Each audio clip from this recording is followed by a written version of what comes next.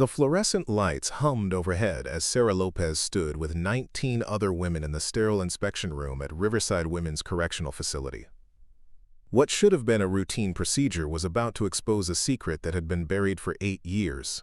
A secret that would change everything anyone thought they knew about the quiet kitchen worker who kept to herself and never caused trouble.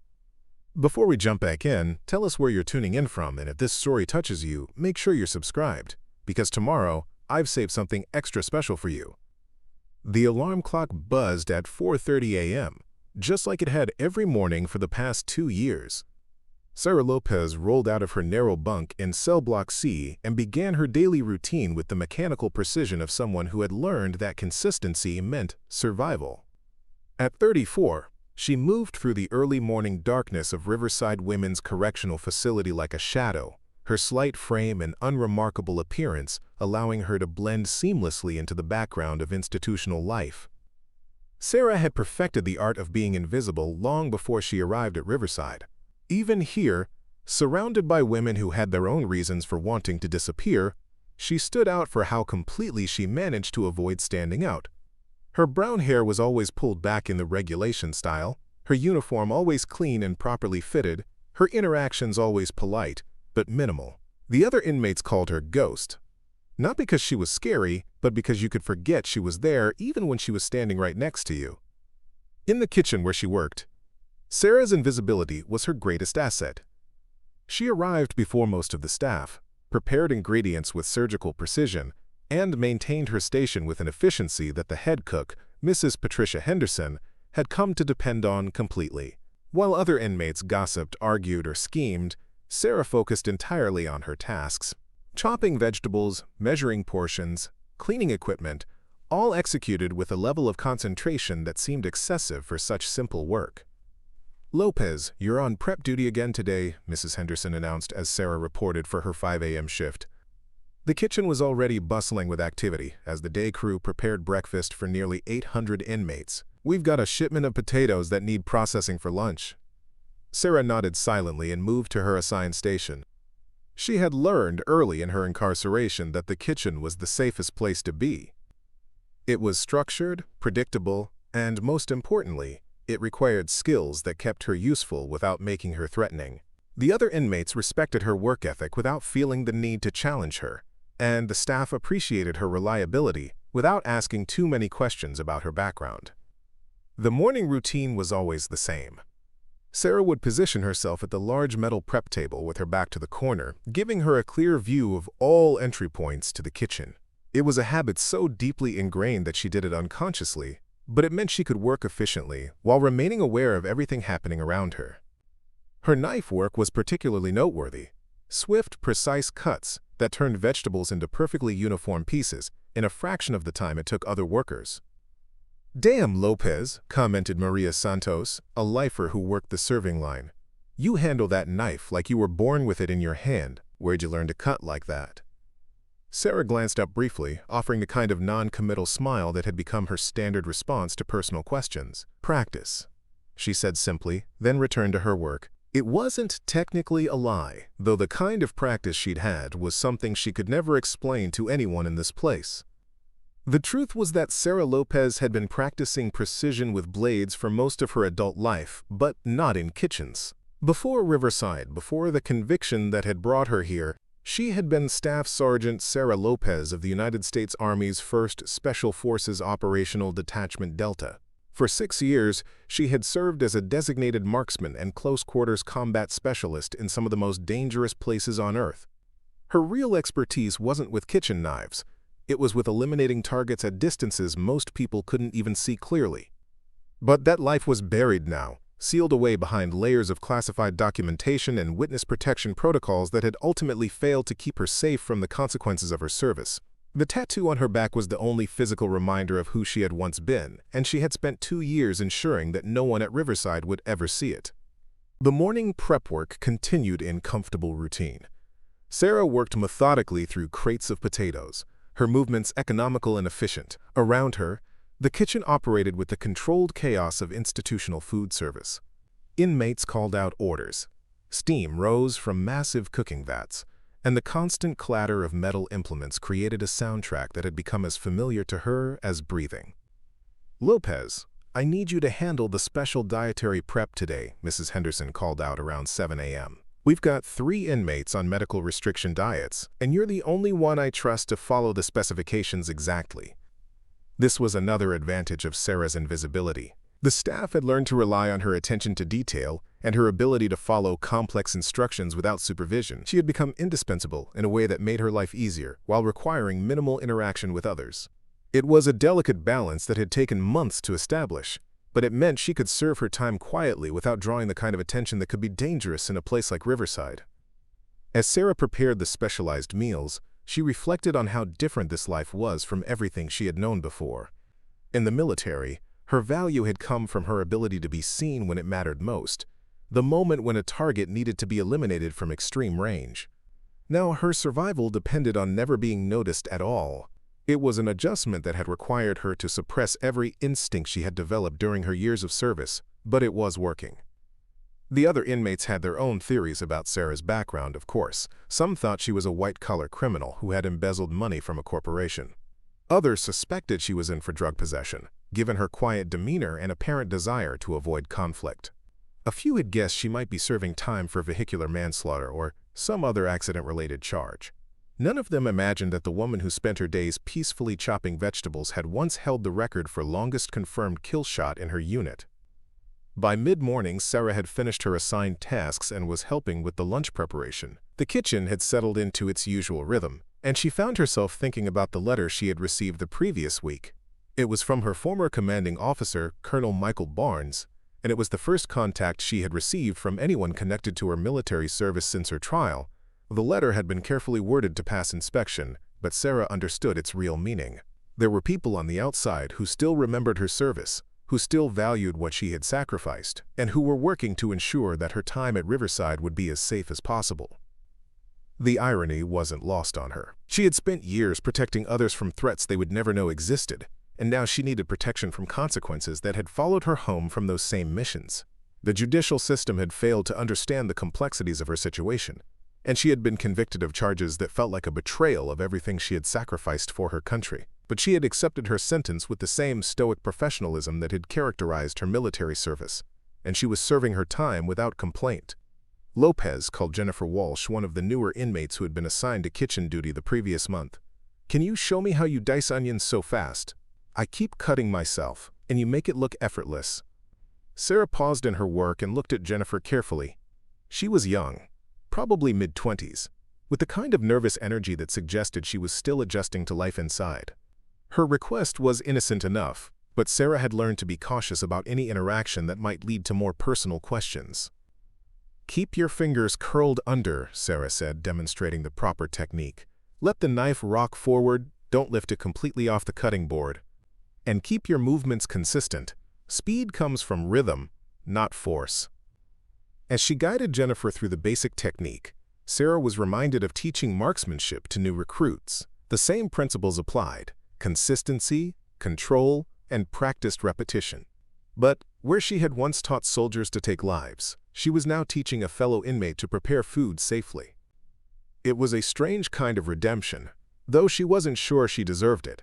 The rest of the morning passed without incident. Sarah completed her assigned tasks, helped clean the prep area, and prepared to return to her cell for the mandatory rest period before lunch service. It had been another successful day of remaining invisible, another day of serving her time quietly while protecting the secrets that could make her a target if they were ever revealed. As she walked back towards cell block C, Sarah allowed herself a moment of satisfaction. 2 years down, 6 more to go. If she could maintain her current routine, if she could continue to blend into the background of institutional life, she might be able to serve her full sentence without anyone discovering who she really was or what she had done in service to her country. But as she would learn in just a few hours, some secrets are too significant to stay buried forever. And sometimes, the very systems designed to protect institutional security can become the mechanism that exposes the truths we work hardest to conceal. Preparing and narrating this story took us a lot of time, so if you are enjoying it, subscribe to our channel. It means a lot to us. Now back to the story. The afternoon count had just finished when Warden Rebecca Thompson's voice crackled over the facility's intercom system. Sarah was lying on her bunk, reading a worn paperback novel she'd borrowed from the prison library, when the announcement that would change everything echoed through cell block C. Attention all inmates. Due to recent health department regulations and a reported case of contraband smuggling, all inmates will undergo mandatory enhanced hygiene inspections beginning tomorrow morning. This will include a full physical examination and shower observation protocol. Compliance is not optional. Report times will be posted on your block bulletin boards within the hour. The reaction in the cell block was immediate and electric. Conversations erupted from every cell as women processed what they had just heard. Enhanced hygiene inspections were rare at Riverside, typically reserved for situations involving suspected drug smuggling or serious security breaches. The fact that they were being implemented facility-wide suggested something significant had triggered the administration's concern. "This is bullshit," called out Diana Martinez from the cell next to Sarah's. Diana was serving 15 years for armed robbery and had become something of an unofficial leader among the long-term inmates. "They can't just strip search all of us without cause. What happened to due process?" "Due process went out the window when we got convicted," replied Angela Foster, a white-collar criminal who occupied the cell across the corridor. "They can do pretty much whatever they want as long as they claim it's for security reasons."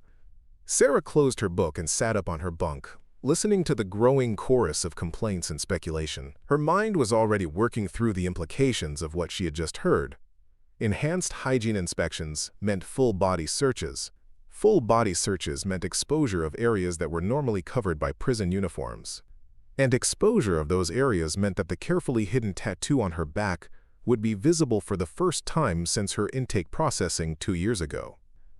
The tattoo itself was small but distinctive, a series of precisely rendered numbers reading, quote, "Target eliminated, 247 inches in military stencil font, positioned between her shoulder blades where it would normally be covered by clothing." Below the numbers was a small icon that looked like crosshairs, and beneath that, the letters SFODD in smaller text.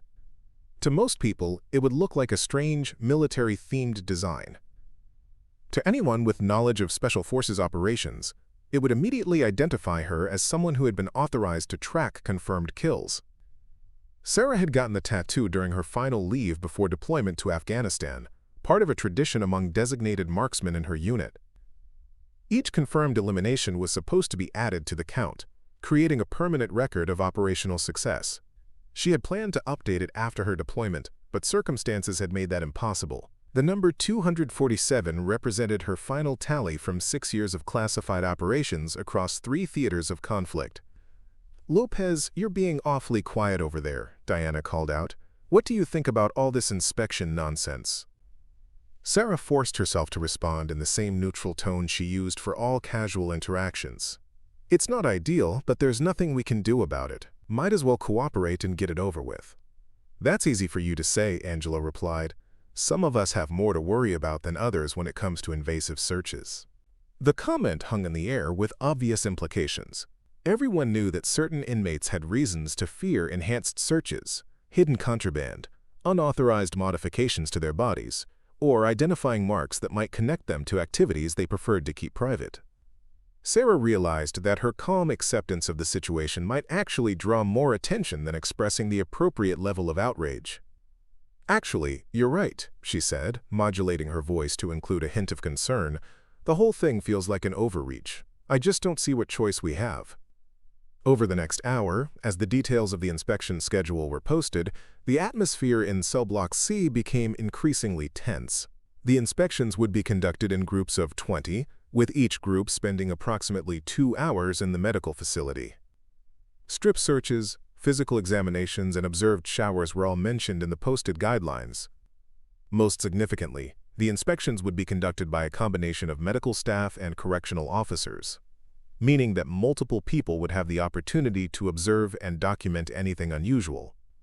Sarah studied the schedule and felt her stomach tighten when she found her name, Group 7, scheduled for 10 a.m. the following morning. She would be in the same group as several inmates she had worked to avoid during her time at Riverside, women who were known for their curiosity about other people's backgrounds and their willingness to share information when it benefited them. "Looks like we're in the same group tomorrow," said Brenda Walsh, appearing at Sarah's cell door. Brenda was serving time for conspiracy charges related to her ex-husband's drug operation, and she had a reputation for asking pointed questions about things that didn't concern her. Should be interesting to see what everyone's been hiding under their uniforms. Sarah looked up from the schedule, meeting Brenda's eyes with the same bland expression she used to deflect unwanted attention. "I'm sure it will be thoroughly unpleasant for everyone involved." "Oh, I don't know," Brenda said with a smile that didn't reach her eyes. "Sometimes these kinds of situations reveal surprising things about people. You never know what you might learn about someone you thought you knew." The comment felt loaded with meaning, though Sarah couldn't determine whether Brenda was fishing for information specifically about her or simply making conversation. Either way, it confirmed her growing concern that the inspection would create exactly the kind of scrutiny she had spent 2 years avoiding. That evening, Sarah lay in her bunk, thinking through possible scenarios for the following morning. She could claim illness, but that would only delay the inevitable and might draw additional attention to her case. She could try to position herself strategically during the group inspection, but the controlled environment would make it difficult to hide anything for long. Most likely, the tattoo would be observed, questions would be asked, and her carefully constructed invisibility would be shattered. The real question was what would happen after her background was revealed. Military service was generally respected among inmates, but her specific type of service carried implications that could make her situation more complicated. A confirmed kill count of 247 would identify her as someone who had been extraordinarily effective at taking lives, which could be seen as either intimidating or valuable depending on the observer's perspective. Either reaction could disrupt the delicate balance she had maintained. Around midnight, as the cell block settled into relative quiet, Sarah heard whispered conversations continuing between inmates who were clearly anxious about the morning's inspections. Some were worried about minor contraband being discovered. Others were concerned about medical conditions they had kept private. A few seemed genuinely afraid of what might be revealed about their pasts or their reasons for being at Riverside. Sarah understood their anxiety, but her situation was fundamentally different. She wasn't worried about contraband or medical issues. She was concerned about the exposure of a truth that connected her to classified operations, to a level of violence that most people couldn't comprehend, and to circumstances that had ultimately led to her conviction and imprisonment. The tattoo wasn't just body art. It was evidence of a life that existed in the shadows of national security, and its exposure would raise questions she was legally prohibited from answering. As she finally drifted off to sleep, Sarah found herself thinking about the irony of her situation. She had spent years protecting secrets that could never be publicly acknowledged, operating in conflicts that officially didn't exist, eliminating threats that the public would never know about. Now she was about to lose her anonymity because of a routine administrative procedure designed to protect institutional security. Tomorrow morning, Sarah Lopez, the invisible kitchen worker, would cease to exist. In her place would be someone whose past demanded explanation, whose skills suggested capabilities that didn't match her current circumstances, and whose presence at Riverside would suddenly require a completely different kind of attention from both inmates and staff. The question wasn't whether her secret would be exposed. That seemed inevitable at this point. The question was what she would do with the consequences of that exposure, and whether the truth about her service would ultimately help or harm her chances of completing her sentence safely. In just a few hours, the careful anonymity she had built over 2 years would be destroyed in a matter of minutes, and Sarah Lopez would have to decide whether to own the truth about who she really was, or to continue trying to hide from a past that had finally caught up with her. The medical facility at Riverside Women's Correctional had been transformed overnight into an inspection processing center. When Sarah arrived with Group 7 at precisely 10 a.m., she found a sterile, intimidating environment that bore little resemblance to the usual calm of the prison's healthcare wing. Temporary partitions had been erected to create multiple examination areas, and additional lighting had been installed to ensure that nothing could be missed during the thorough inspections. Dr. Elizabeth Hawkins, the facility's chief medical officer, stood at the entrance with a clipboard and a stern expression that suggested she was no more pleased about this process than the inmates. Beside her stood Deputy Warden James Crawford, a man whose 20-year career in corrections had given him the ability to spot trouble before it started. 3 additional correctional officers flanked the entrance, their presence making it clear that cooperation wasn't optional. "Ladies," Dr. Hawkins announced as the 20 women from Group 7 filed into the waiting area, "this process will be conducted with professionalism and efficiency. You will be called in groups of 5 for initial processing, followed by individual examinations. Any resistance or non-compliance will result in additional disciplinary measures." Sarah positioned herself toward the back of the group, hoping to delay her turn as long as possible. She used the time to observe the other inmates and gauge their stress levels. Most seemed nervous, but resigned to the process. A few, including Brenda Walsh, appeared almost curious about what might be discovered. Diana Martinez looked angry but controlled, clearly planning to comply while making her displeasure known. The first group was called after a brief wait. Sarah watched as 5 women disappeared behind the partitions, and she could hear the muffled sounds of instructions being given and clothing being removed. The process seemed thorough. Each inmate was taking approximately 15 minutes, suggesting that the examinations were comprehensive. "This is ridiculous," muttered Carmen Rodriguez, a woman serving time for embezzlement who had always struck Sarah as someone trying hard to maintain her pre-prison identity. "I've never been so humiliated in my life." "Welcome to the justice system," replied Tanya Brooks, whose multiple convictions for theft had made her something of a veteran of various institutional procedures. "Privacy went out the window the day we got sentenced." Sarah listened to the conversations around her while mentally preparing for what was coming. She had been through military medical examinations before, including the comprehensive physical that had been part of her Special Forces selection process. But this felt different because the stakes were different. Military doctors were bound by regulations that protected classified information. Prison medical staff had no such obligations, and any unusual discoveries would likely be documented and shared with correctional administrators.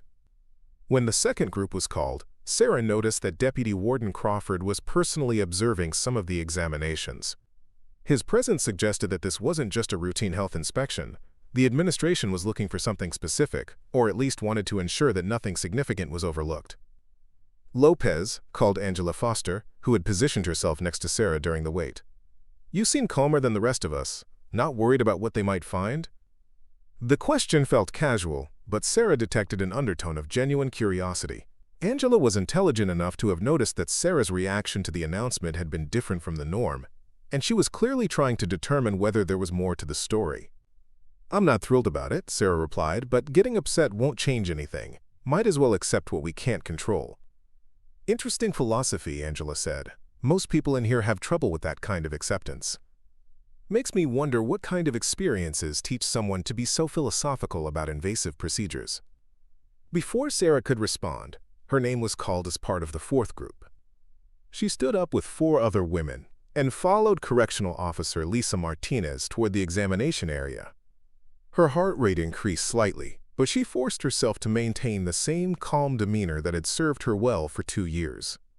The initial processing area was a large room with 5 stations, each equipped with a small table, a chair, and a privacy screen that provided minimal visual separation.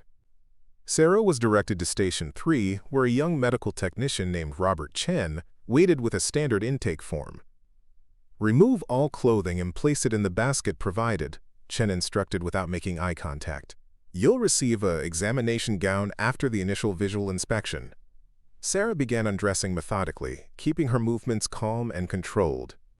She was acutely aware that this was the moment her carefully maintained secret would be exposed, but she had decided during the sleepless hours of the previous night that panicking wouldn't help her situation. Better to face whatever came next with the same professionalism that had characterized her military service. As she removed her uniform shirt, she heard a sharp intake of breath from the technician. Chen's eyes had locked onto her back, and his expression had changed from bored routine to intense focus. He was staring at the tattoo that read "Target Eliminated," 247 inches in crisp military lettering.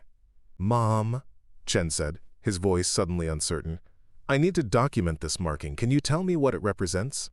Sarah turned to face him, meeting his eyes with the same steady gaze she had used to deflect questions for 2 years.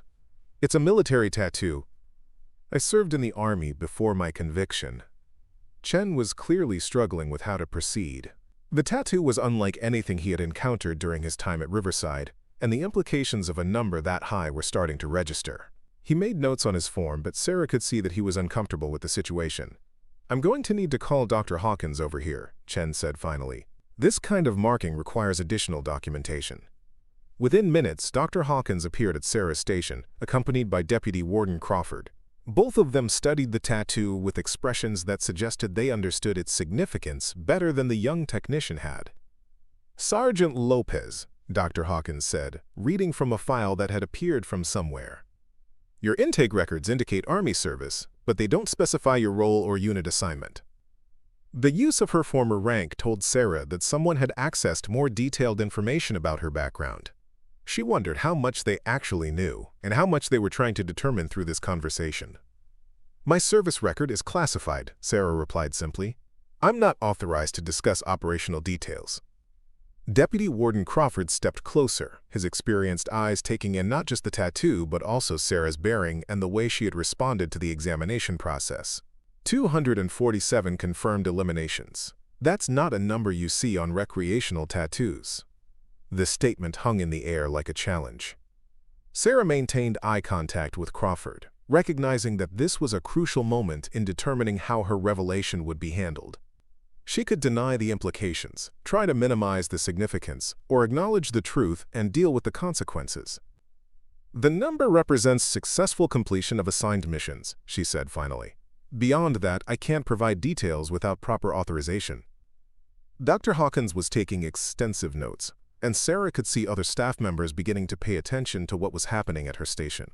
Word was starting to spread that something unusual had been discovered, and she could feel the atmosphere in the room shifting. "Finish the examination," Deputy Warden Crawford instructed the technician. "I want complete documentation of all markings, and I want this inmate processed separately from the rest of her group." As the physical examination continued, Sarah was aware that conversations had stopped at the other stations. The women who had been called with her were clearly curious about what was happening, and she could see staff members communicating with each other in hushed tones. Her anonymity was evaporating in real time, and there was nothing she could do to stop it. The shower observation that followed was conducted with additional scrutiny. Sarah found herself under the direct supervision of Dr. Hawkins and a female correctional officer, both of whom seemed more interested in studying her physical condition and bearing than in looking for contraband. They were assessing her as someone whose background didn't match her current circumstances.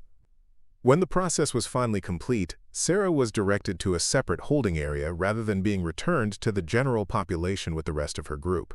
Deputy Warden Crawford appeared with a thick file that she suspected contained information about her conviction and military service. "We need to have a conversation, Lopez," Crawford said. "Your background raises questions that need to be addressed before your return to general population." Sarah nodded, understanding that her 2 years of invisibility were officially over. Whatever came next would depend on how much the administration knew about her past and what they planned to do with that information.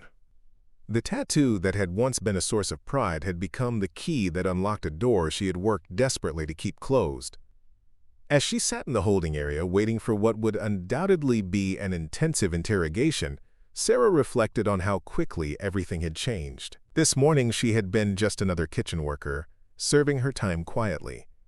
Now she was someone whose past demanded explanation and whose presence at Riverside would need to be reevaluated. The inspection had accomplished exactly what she had feared it would.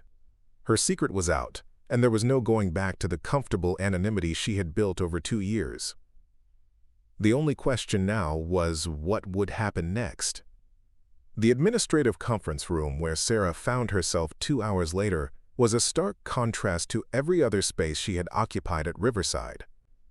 Instead of the institutional gray walls and fluorescent lighting that characterized the rest of the facility, this room featured wood paneling, soft lighting, and furniture that seemed designed for serious conversations rather than routine processing. Deputy Warden Crawford sat across from her at a polished conference table, flanked by 2 people she hadn't seen before. "Ms. Lopez," Crawford began, consulting a file that had grown considerably thicker since the morning's inspection. "I'd like you to meet Federal Agent Patricia Donovan from the Department of Defense, and Dr. Marcus Webb, who serves as a consultant on matters involving military personnel in the correctional system." Sarah studied the 2 newcomers carefully, Agent Donovan was a woman in her 40s with a kind of alert, assessing gaze that suggested extensive experience in interrogation and investigation. Dr. Webb appeared to be older, perhaps in his 50s, with the bearing of someone who had spent time in uniform before transitioning to civilian consulting work. The presence of federal oversight told Sarah that her situation had escalated beyond routine prison administration. "Before we begin," Agent Donovan said, placing a digital recorder on the table, "I want to clarify the parameters of this conversation. Your service record remains classified, and we're not asking you to violate any security protocols. However, the discovery of your tattoo raises questions about your current placement that need to be addressed." Sarah nodded, appreciating the professional tone. She had been wondering how long it would take for federal authorities to become involved once her background was discovered. The fact that they had responded so quickly suggested that her case was still being monitored at levels she hadn't fully understood. "The tattoo indicates 247 confirmed eliminations," Dr. Webb said, his voice carrying the matter-of-fact tone of someone accustomed to discussing violent realities. "That number places you among the most effective designated marksmen in recent military history. It also raises questions about why someone with your capabilities is serving time for manslaughter in a civilian facility." The question hung in the air like a challenge. Sarah had known this moment would come eventually, but she had hoped it would be years in the future when her sentence was nearly complete. Now she was being forced to navigate the complex intersection of classified operations and civilian justice. "My conviction was the result of an incident that occurred after my discharge," Sarah said carefully. "The circumstances were complicated, but they were unrelated to my military service." Agent Donovan leaned forward slightly. "The circumstances were that you killed 3 men in what you claimed was self-defense, but the prosecution argued was excessive force. The jury agreed with the prosecution." Sarah felt the familiar tightness in her chest that came with discussing the incident that had destroyed her civilian life. The 3 men had been members of a human trafficking organization that had targeted her because of her testimony in a federal case. They had cornered her in a parking garage, and she had responded with the same lethal efficiency that had characterized her military operations. The problem was that civilian courts didn't recognize the kind of threats that people with her background faced, and they certainly didn't appreciate the level of force she had been trained to apply. "The jury wasn't informed about the specific nature of the threats I was facing," Sarah replied. "There were classified elements to my situation that couldn't be presented as evidence." Dr. Webb consulted his own file. "According to federal records, you testified in 14 separate cases involving war crimes, human trafficking, and international terrorism. Your willingness to provide testimony made you a target for retaliation, but the Witness Protection Program was unable to provide adequate security." The statement revealed more about her situation than Sarah had expected anyone outside of federal law enforcement to know. She wondered how much detail these people had access to, and whether they understood the full scope of what she had sacrificed in order to seek justice for the crime she had witnessed. "The men who attacked me weren't random criminals," Sarah said, deciding that some level of honesty was necessary. "They were connected to organizations I had testified against. They had been tracking me for months before they made their move." Agent Donovan nodded. "We're aware of those connections. What concerns us is that your current placement may not provide adequate protection if other interested parties learn about your location." The implication was clear. By serving her sentence in a civilian facility under her real name, Sarah was potentially vulnerable to the same kind of retaliation that had led to the incident that brought her here. The federal authorities were concerned that her exposure during the inspection had created a security risk that extended beyond routine prison management. "Are you suggesting that my safety is compromised?" Sarah asked. "We're suggesting that your situation needs to be reevaluated," Deputy Warden Crawford replied. "The discovery of your background changes the risk assessment for your incarceration. We need to consider whether Riverside is the appropriate facility for someone with your history." Sarah felt a mixture of relief and apprehension. Relief because it suggested that federal authorities were taking her security seriously. Apprehension because any change in her placement would disrupt the stability she had worked so hard to establish over the past 2 years. Dr. Webb opened another folder and removed what appeared to be a psychological evaluation. "Your behavior at Riverside has been exemplary. No disciplinary incidents, excellent work performance, minimal interaction with other inmates. You've essentially made yourself invisible." That was intentional, Sarah admitted. Anonymity seemed like the safest approach given my circumstances. Understandable, Agent Donovan said. But anonymity is no longer possible. Word about your tattoo is already spreading through the facility. By evening, every inmate and staff member will know that you're someone with a significant military background. The reality of her new situation was starting to sink in. Sarah had spent 2 years building a carefully constructed identity as an unremarkable kitchen worker. That identity was now completely destroyed, and she would have to navigate the remainder of her sentence as someone whose capabilities and background made her stand out rather than blend in. "What are my options?" Sarah asked. Deputy Warden Crawford consulted his notes. Transfer to a federal facility with better security protocols, placement in protective custody within Riverside, or completion of your sentence under modified conditions that take your background into account. Each option carried significant implications. Transfer would mean starting over in a new environment with new challenges. Protective custody would provide security, but at the cost of isolation that could make her remaining years significantly more difficult. Modified conditions were appealing, but vague enough to be concerning. "What kind of modified conditions?" Sarah asked. Dr. Webb smiled for the first time during the conversation. "That's where things get interesting. Your skills and experience could be valuable in ways that benefit both your rehabilitation and the broader correctional system." Agent Donovan elaborated. "There's a pilot program for inmates with specialized military backgrounds. It involves teaching conflict resolution, crisis management, and leadership skills to other inmates and correctional staff. Participants receive reduced sentences in exchange for their contributions to institutional security and inmate education." The proposal was unexpected but appealing. Sarah had found satisfaction in her kitchen work, but the idea of using her actual skills and experience in a meaningful way was compelling. It would also provide a legitimate explanation for her background that didn't require detailed discussion of classified operations. "What would be required?" Sarah asked. "Psychological evaluation to confirm your suitability for the program," Dr. Webb replied. "Security clearance review to ensure that your participation doesn't compromise any ongoing operations. And a commitment to complete the program requirements, which would include both teaching responsibilities and continued education in civilian conflict resolution techniques." Sarah considered the offer carefully. It represented a complete departure from the anonymity she had maintained, but it also offered the possibility of purpose and meaning during the remainder of her incarceration.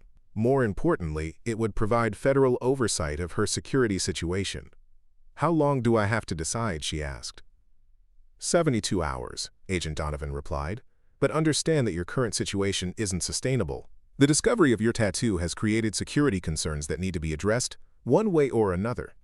As the meeting concluded, Sarah was escorted back to a temporary holding cell rather than general population. The message was clear. Her time as an invisible kitchen worker was over, and she needed to choose how she wanted to spend the remainder of her sentence. Sitting alone in the holding cell, Sarah reflected on how completely her life had changed in the span of a single day. This morning she had been anonymous. Now she was the subject of federal consultation and the potential participant in a specialized program that could transform her incarceration experience. The tattoo that had once represented pride in her service had become the catalyst for a choice that would determine her future. She could continue trying to hide from her past, or she could embrace it and find a way to use her experience constructively. For the first time in 2 years, Sarah Lopez was facing a decision that could lead to something better than mere survival. Word traveled through Riverside Women's Correctional Facility with the speed and efficiency of a classified intelligence briefing. By the time Sarah was escorted back to Cell Block C that evening, every conversation seemed to pause as she passed, and she could feel the weight of dozens of eyes tracking her movement. The woman who had spent 2 years perfecting the art of invisibility was now the most visible person in the facility. "Holy shit, Lopez," Diana Martinez called out as Sarah approached her cell. "Is it true what they're saying, that you're some kind of military assassin?" Sarah paused at her cell door, recognizing that this was a crucial moment in establishing how she would navigate her new reality. She could try to downplay the situation, but the truth was already spreading beyond her ability to control it. Better to address it directly and set boundaries early. "I served in the Army," Sarah replied, her voice carrying just enough authority to discourage follow-up questions. "Beyond that, the details aren't anyone's business." But Diana wasn't easily deterred. "Come on, we're not talking about some desk job here. The guards are saying you have a kill count tattooed on your back." 247 people, Lopez. That's not infantry. That's special forces level shit. The accuracy of the information confirmed Sarah's suspicion that details about her inspection had spread throughout the staff and filtered down to the inmate population. There was no point in denying what had already been verified by multiple witnesses. "My military service was classified," Sarah said, opening her cell door. "I can't discuss operational details, and I won't discuss them. That part of my life is over." Angela Foster appeared at her own cell door, drawn by the conversation. "But it explains a lot, doesn't it? The way you handle yourself, the way you're always aware of everything going on around you. I knew there was something different about you." Sarah entered her cell but left the door open, understanding that attempting to end the conversation abruptly would only fuel more speculation. Instead, she began organizing her few possessions, projecting an image of calm routine, while internally processing the new social dynamics she would have to navigate. "Different how?" asked Carmen Rodriguez, who had joined the growing audience in the corridor. Angela considered the question. "Watch her sometime. She never sits with her back to an open space. She always knows who's in a room before she enters it. Her hands are always positioned like she's ready to react to something. That's not normal civilian behavior." The observation was accurate and insightful.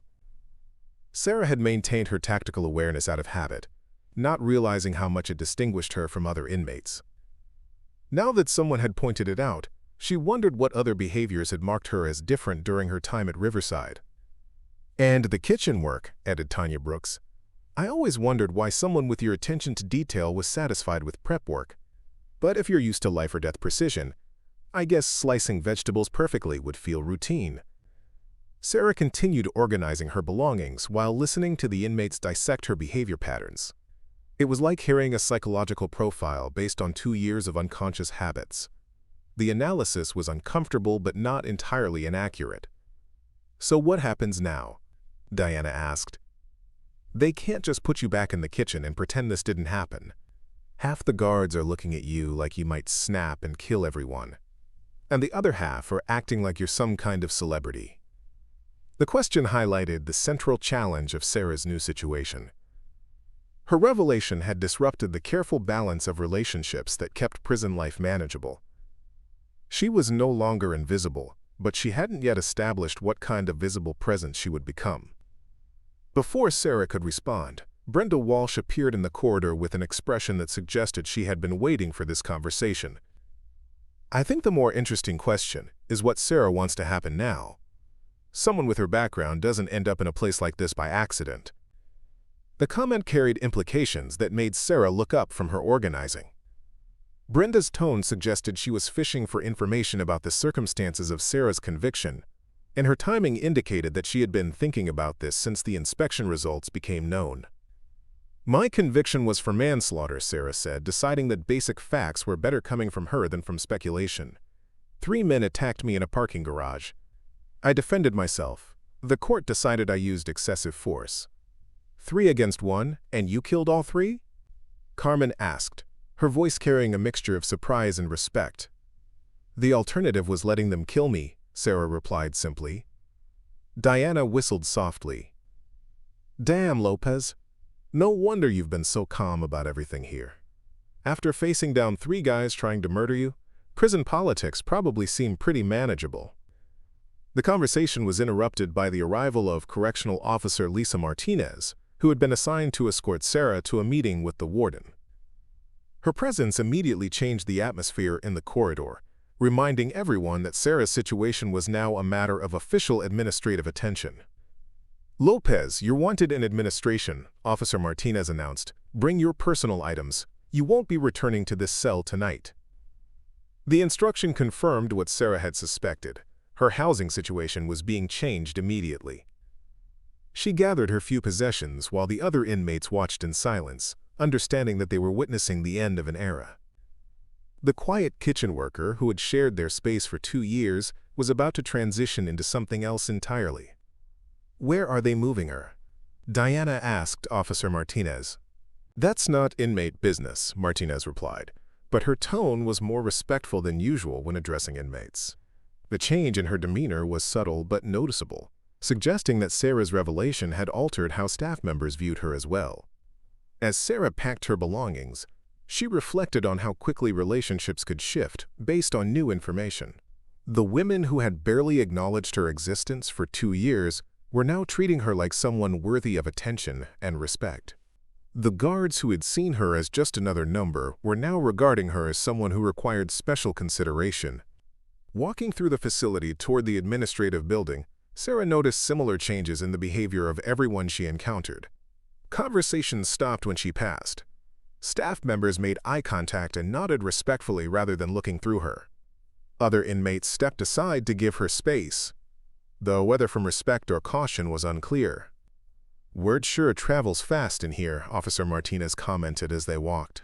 "Half the facility is talking about you." "I noticed," Sarah replied. "Is that going to be a problem?" Martinez considered the question. "Depends on how you handle it. Some inmates are going to want to test you, see if the reputation matches the reality. Others are going to want to get close to you, thinking your background makes you valuable as an ally. And a few are going to be scared and try to stay as far away from you as possible." The assessment aligned with Sarah's own analysis of her new situation. Her invisibility had been a form of protection, but her new visibility could be either an asset or a liability depending on how she managed it.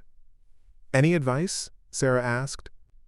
Martinez smiled slightly. "Be yourself. From what I've observed over the past 2 years, you're not someone who looks for trouble or tries to intimidate people. Don't let the attention change that." The advice was sound, but easier said than implemented. Sarah's sense of self had been built around maintaining a low profile and avoiding situations that might reveal her capabilities. Now she would have to find a balance between acknowledging her background and preventing it from defining all of her interactions. As they reached the administrative building, Sarah saw Agent Donovan waiting in the lobby with a woman she didn't recognize. The presence of federal authorities suggested that decisions about her future were being made at levels beyond routine prison administration. "Ms. Lopez," Agent Donovan said, approaching with the new woman, "I'd like you to meet Dr. Jennifer Crawford, the director of the specialized program I mentioned earlier. She's here to discuss the details of what participation would involve." Dr. Crawford appeared to be in her late 40s, with the bearing of someone who had spent time working with military personnel. Her handshake was firm, and her eye contact was direct in a way that suggested she was accustomed to dealing with people who had seen combat. "Agent Donovan has briefed me on your situation," Dr. Crawford said. "I understand you're considering participation in our program. I'd like to explain what that would mean and answer any questions you might have." As they walked toward a conference room, Sarah realized that the next few hours would determine not just where she spent the remainder of her sentence, but who she would become during that time. The invisible kitchen worker was gone forever. The question now was what would take her place. For the first time since her conviction, Sarah felt like she was facing a choice that could lead to something meaningful, rather than mere survival. The tattoo that had exposed her secret might also become the key to a future she hadn't dared to imagine. Dr. Jennifer Crawford's office had been set up in a converted classroom within Riverside's education wing, transformed into a space that felt more like a military briefing room than a typical prison meeting area. Maps, organizational charts, and training materials covered the walls, while a large conference table dominated the center of the room. Sarah immediately recognized the environment as one designed for serious tactical planning, rather than routine administrative discussions. The Military Transition and Leadership Development Program Dr. Crawford began, settling into a chair across from Sarah, was created specifically for incarcerated veterans whose skills and experience could benefit both themselves and the broader correctional community. "You would be our 7th participant nationwide, and the first with your particular background." Sarah studied the materials spread across the table: training manuals, psychological assessments, and what appeared to be curriculum outlines for various educational programs. The scope was more comprehensive than she had expected, suggesting a serious commitment to rehabilitation rather than simple occupational therapy.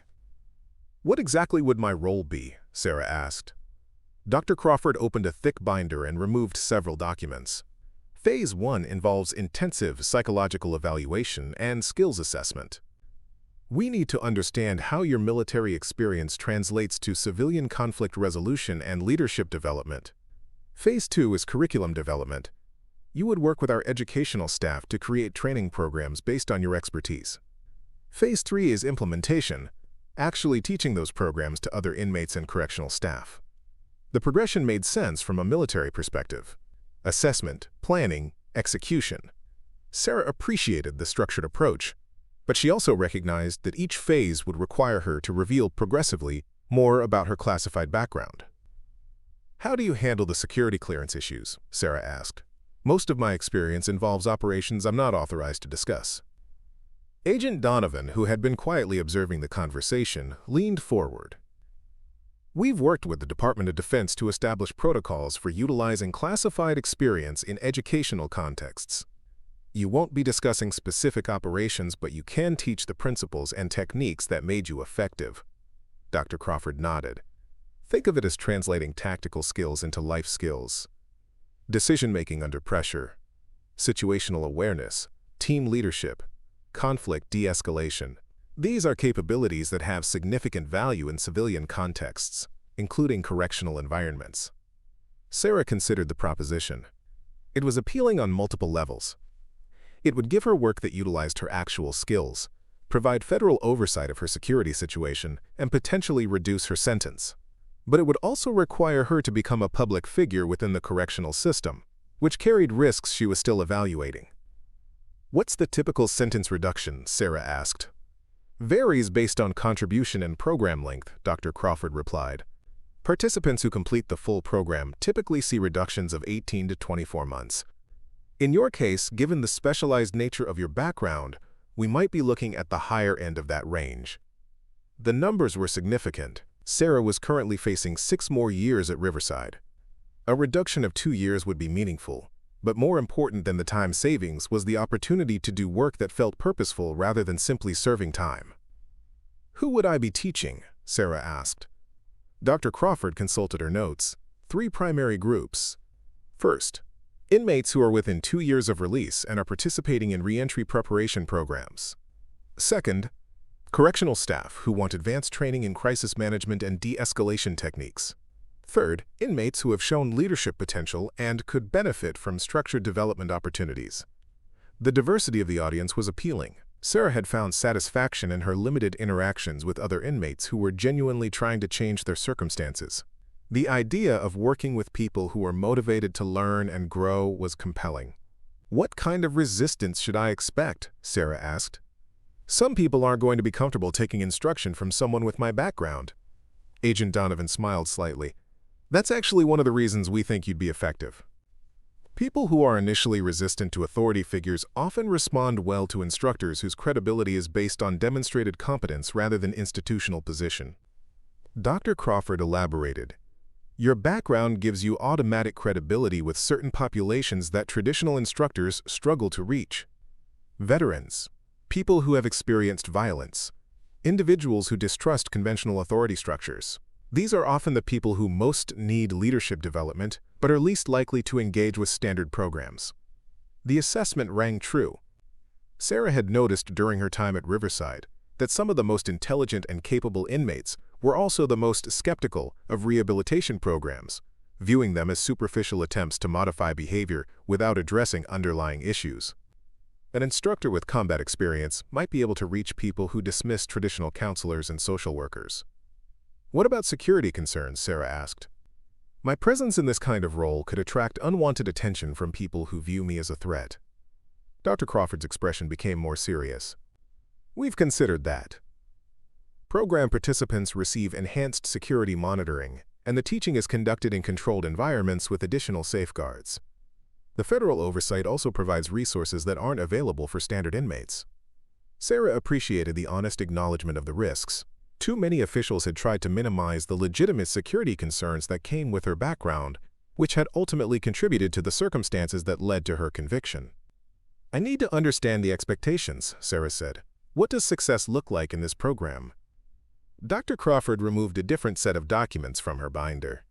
Quantitative measures include program completion rates, participant evaluations, and post-release recidivism statistics for people who go through your training. Qualitative measures focus on skill development, behavioral changes, and integration of leadership principles into daily life. The metrics were comprehensive and suggested that the program was designed to produce measurable outcomes rather than simply keeping participants busy. Sarah had been involved in enough military training programs to recognize the difference between serious education and superficial activity. "What's the timeline for a decision?" Sarah asked. 72 hours, as Agent Donovan mentioned, Dr. Crawford replied. "But I should mention that your window for this opportunity is limited. The program is still in pilot phase, and we can only accept participants who meet very specific criteria. If you decline, it's unlikely that another opportunity like this will be available." The pressure was subtle but real. Sarah understood that she was being offered something unique that might not be available again if her circumstances changed. At the same time, she recognized that accepting would commit her to a path that would fundamentally alter her prison experience. "What happens if I don't adapt well to the role?" Sarah asked. "If the teaching doesn't work out or if the security situation becomes problematic?" Agent Donovan answered. "Standard fallback is transfer to a federal facility with appropriate security protocols. You wouldn't be returned to general population at Riverside if the program doesn't work out." The assurance was important. Sarah's primary concern was avoiding a situation where program failure would leave her worse off than she was currently. Having a guaranteed alternative reduced the risk of accepting the opportunity. Dr. Crawford closed her binder and looked directly at Sarah. "I should be honest with you about something. Your background is exactly what this program needs to prove its value. Veterans with combat experience often struggle with reintegration into civilian life, and traditional rehabilitation programs aren't designed to address their specific challenges. You could help us develop approaches that work for people who have seen and done things that most counselors can't understand." The appeal to Sarah's sense of service was effective. She had spent her military career protecting people who would never know her name or understand her sacrifices. The idea of using that experience to help others navigate similar challenges was compelling in ways that simple sentence reduction wasn't. "When would the program start?" Sarah asked. "Immediately upon acceptance," Dr. Crawford replied. "The psychological evaluation phase takes about 2 weeks, followed by a month of curriculum development. You could be teaching your first class within 6 weeks." The timeline was aggressive but manageable. Sarah had been through intensive training programs before, and she appreciated the structured progression from assessment to implementation. As the meeting concluded, Sarah realized that she was facing the most significant decision of her incarceration. She could continue serving her time quietly, hoping to avoid further complications, or she could embrace an opportunity that offered both risk and meaningful purpose. For the first time since her conviction, Sarah felt like she was being offered a chance to be useful rather than simply warehoused. The question was whether she had the courage to accept the visibility and responsibility that came with that opportunity. Walking back to her temporary housing, Sarah reflected on how much her life had changed in less than 24 hours. Yesterday, she had been invisible. Today, she was being recruited for a federal program that could transform her remaining years of incarceration into something that actually mattered. The tattoo that had exposed her secret was becoming the foundation for a new kind of mission. Sarah spent her first night in temporary housing wrestling with a decision that would define the remainder of her incarceration. The small isolation cell was quieter than cell block C, but the silence only amplified the thoughts racing through her mind. By dawn, she had reached a conclusion that surprised even her.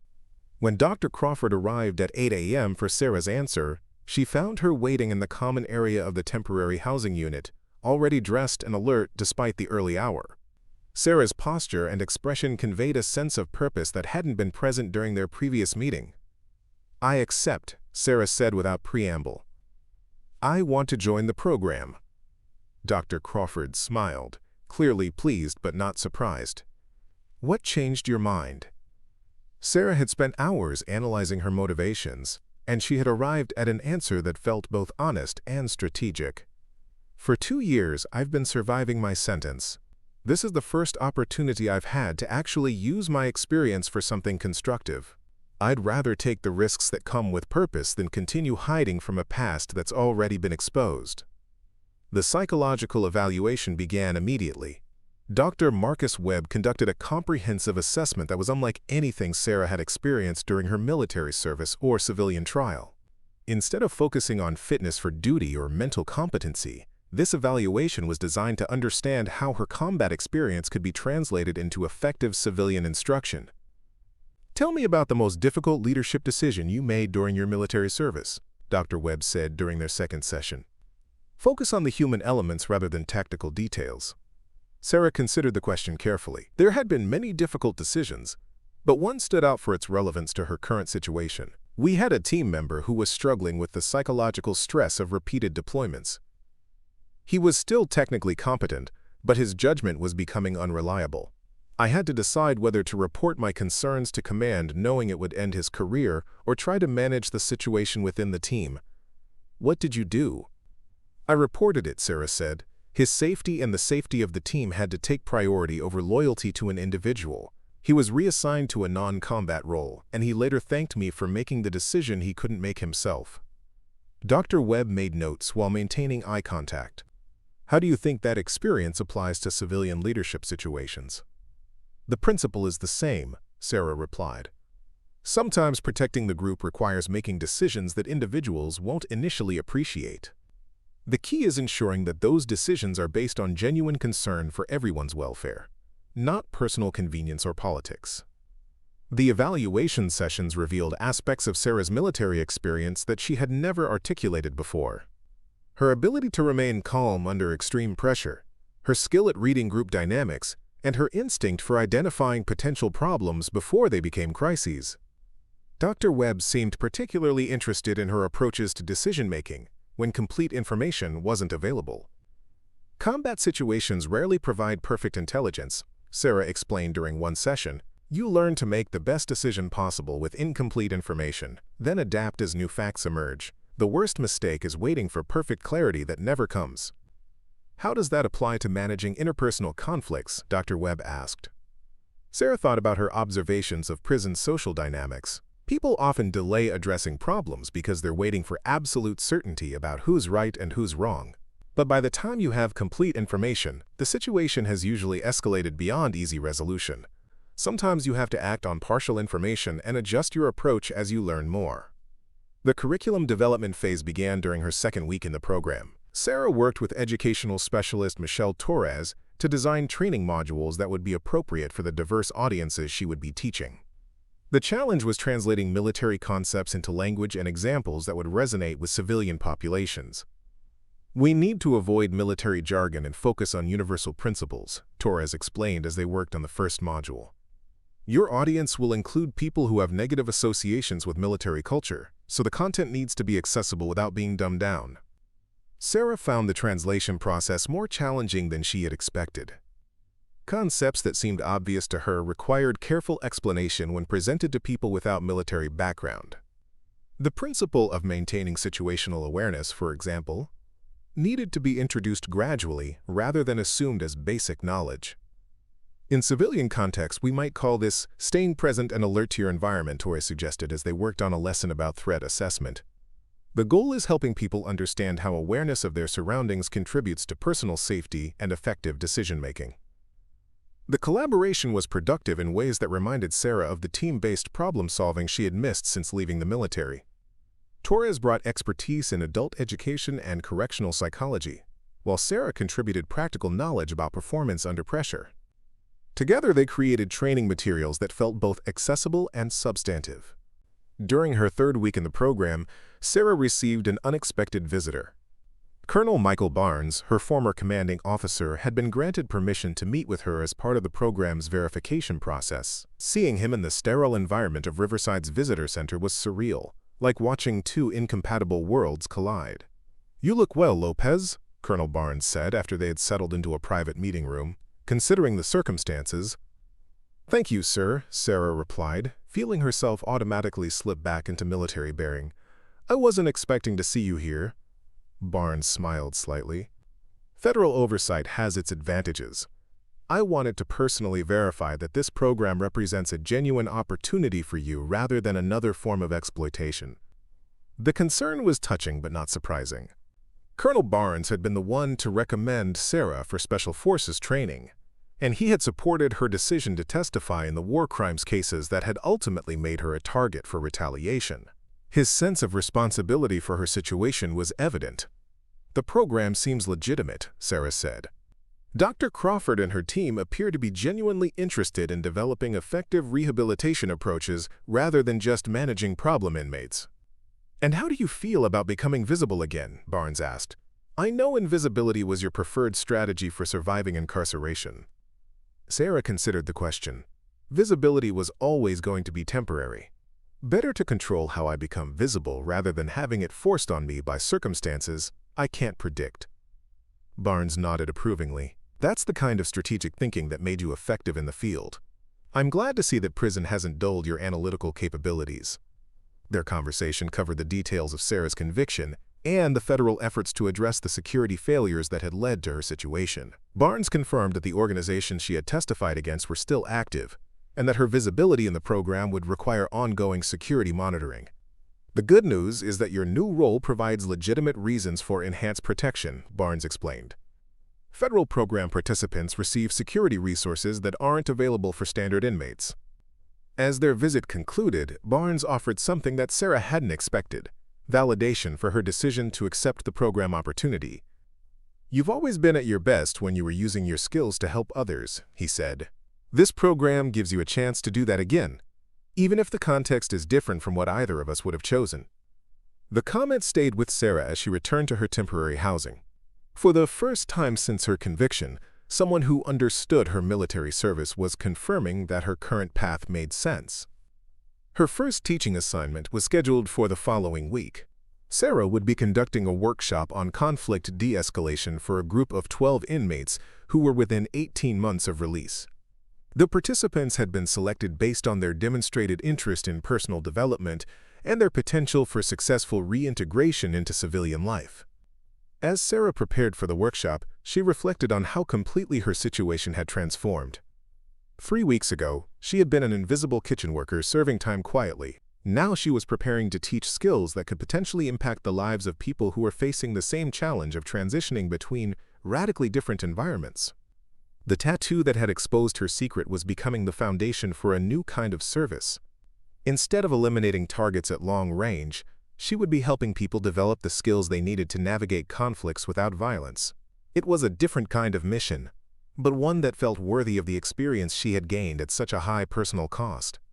For the first time since her conviction, Sarah Lopez felt like she was moving towards something meaningful rather than simply enduring time. The decision to embrace visibility had opened possibilities she never could have imagined, while hiding in the shadows of institutional anonymity. 6 months after the shower inspection that had changed everything, Sarah stood in front of her third group of trainees in what had become known throughout Riverside as Lopez's Leadership Lab. The converted classroom buzzed with an energy that was distinctly different from typical prison programming. 12 women sat in a circle, engaged in a heated but respectful debate about conflict resolution strategies. "The situation you're describing sounds like it could escalate quickly," said Maria Vasquez, a woman serving time for embezzlement who was scheduled for release in 8 months. "But if you respond with aggression immediately, you're closing off other options that might work better." "Easy to say when you're not the one being threatened," replied Keisha Williams, whose conviction for assault had initially made her skeptical of any program focused on nonviolent solutions. "Sometimes people only understand force." Sarah listened to the exchange with satisfaction. This was exactly the kind of critical thinking she had hoped to foster. Participants challenging each other's assumptions while working through complex scenarios without simple answers. "Keisha raises an important point," Sarah said, guiding the discussion. "There are situations where decisive action is necessary to protect yourself or others. The question isn't whether force is ever appropriate. It's how to make that determination quickly and accurately." She moved to the whiteboard, where she had outlined a decision-making framework they had been developing over the course of the 8-week program. "What factors help you distinguish between situations that require immediate physical response and those that might be resolved through other means?" The discussion that followed demonstrated how much the group had progressed. 6 weeks earlier, most of these women had viewed conflict as a binary choice between submission and aggression. Now they were analyzing threat levels, considering multiple response options, and thinking about long-term consequences of their choices. "The key insight," Sarah continued, "is that true strength often lies in choosing the minimum effective response rather than the maximum available response. This applies whether you're dealing with a physical threat or an interpersonal conflict." Jennifer Walsh, a young woman serving time for drug-related charges, raised her hand. But how do you develop that kind of judgment? It seems like it would take years of experience. Experience helps, Sarah replied, but you can accelerate the learning process by practicing scenario analysis and learning to recognize patterns. Every conflict situation has elements that can help you predict how different responses might play out. The conversation was interrupted by a knock on the classroom door. Deputy Warden Crawford entered with someone Sarah didn't recognize, a woman in a business suit who carried herself with the bearing of senior federal authority. "Excuse the interruption," Crawford said. "Ms. Lopez, I'd like you to meet Director Patricia Hammond from the Federal Bureau of Prisons. She's here to observe your program as part of a national assessment." Sarah felt a familiar tightness in her chest. Federal attention could be either validation or scrutiny, and she had learned to be cautious about officials whose agendas weren't immediately clear. But her trainees were watching, and this was an opportunity to demonstrate the professionalism she had been teaching them. "Director Hammond," Sarah said, extending her hand, "welcome to our conflict resolution workshop. We were just discussing decision-making frameworks for managing interpersonal disputes." Hammond smiled and took a seat at the back of the room. "Please continue. I'm here to observe, not interrupt." Sarah returned her attention to the group, but she was aware that this session had suddenly become a formal evaluation of everything she had built over the past 6 months. The participants seemed to sense the importance of the moment as well, and their engagement became even more focused. "Let's work through a practical scenario," Sarah said, moving to a new section of the whiteboard. "Maria, you mentioned yesterday that you're concerned about workplace conflicts when you're released. Can you describe a specific situation you're worried about?" Maria considered the question. "I'll be working in an office environment again, probably with people who know about my conviction. I'm worried about how to handle it if someone tries to use that against me or exclude me from important projects." "Excellent example," Sarah said. "This is exactly the kind of situation where your initial response determines whether the conflict escalates or gets resolved. What factors should Maria consider before deciding how to respond?" The group immediately engaged with the scenario, offering suggestions that demonstrated their growing sophistication in conflict analysis. They discussed power dynamics, long-term relationship goals, the importance of documentation, and strategies for building alliances with supportive colleagues. Sarah guided the discussion while monitoring Director Hammond's reactions. The federal official was taking notes and seemed genuinely engaged with the quality of the conversation. More importantly, she appeared to be seeing what Sarah had hoped to demonstrate, that inmates with proper training could develop genuine expertise in areas that would help them succeed after release. "One thing I've learned," said Keisha, who had been the most skeptical participant at the beginning of the program, "is that my automatic response to feeling disrespected was always to get aggressive.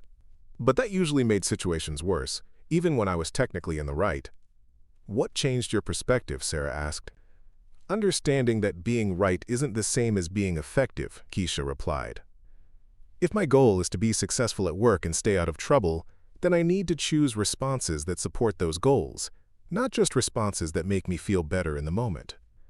The insight was exactly what Sarah had hoped her trainees would develop. The ability to separate emotional reactions from strategic thinking was a skill that had applications far beyond conflict resolution.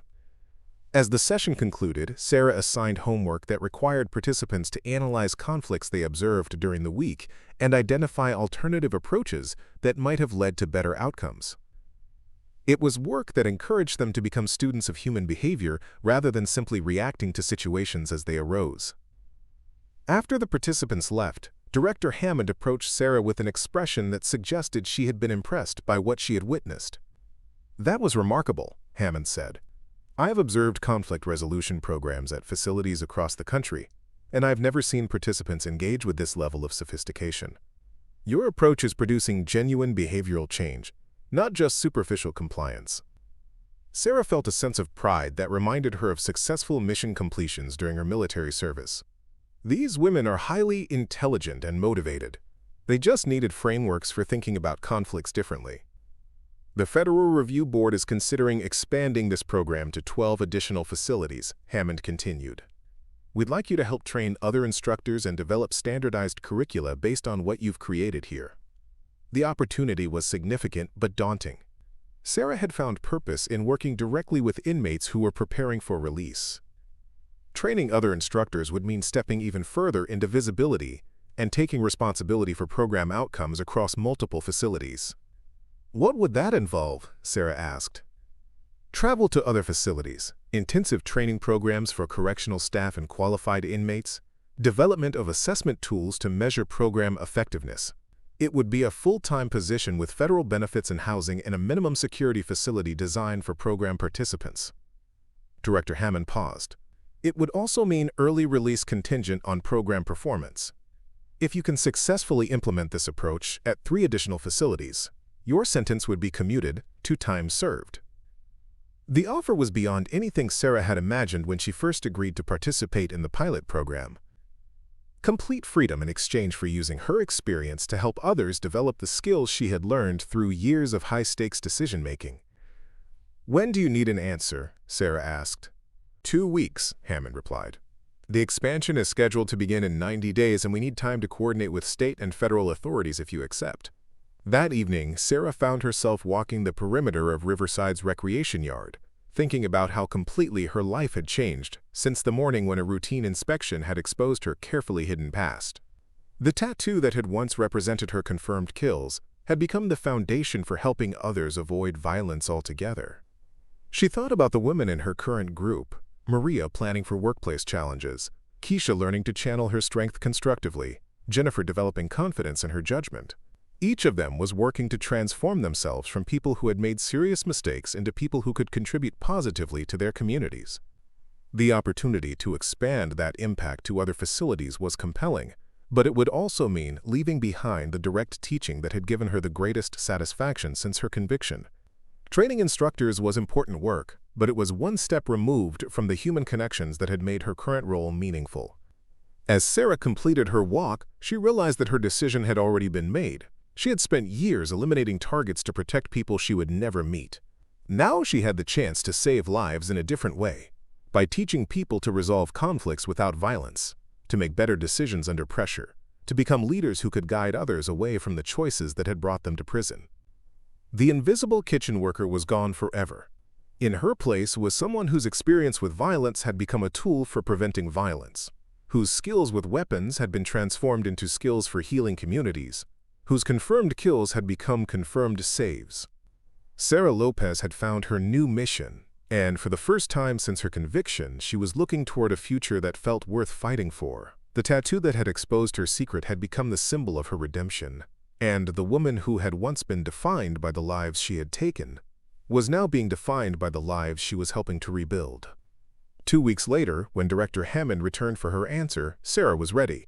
She would accept the expansion opportunity, not because it offered early release, but because it offered the chance to transform her most painful experiences into tools for helping others find better paths forward.